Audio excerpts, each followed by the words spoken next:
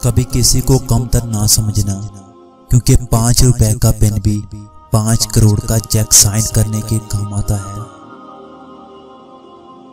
डरें उस वक्त से जब किसी को आपकी तलब या जरूरत ही न रहे। इंसान की औकात यही है कि वो अगली सांस अपनी मर्जी से नहीं ले सकता। बाद औकात बहुत अच्छे लोग बहुत ही अच्छी तरह से तोड़ दिए जाते हैं, और कुछ औरतें इतनी खुश नसीब होती हैं कि इनके पसंदीदा मर्द इनको पाने के लिए दुनिया से लड़ते हैं और अल्लाह के आगे रोते भी हैं।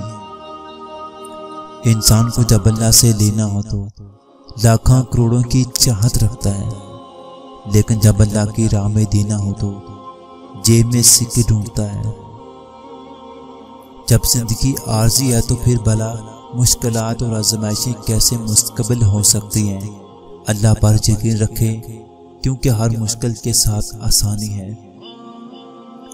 मर्द औरतों के मुहाफ़िज़ हैं जो सख्त मेहनत तकलीफ बर्दाश्त करके अपने कमरे की काफियत करते हैं और आपकी ठंडक और राहत का इंतज़ाम करते हैं। इनका ख्याल रखें और छोटी छोटी फाजूल बातों और सोचों से अपने घर को बर्बाद ना करें।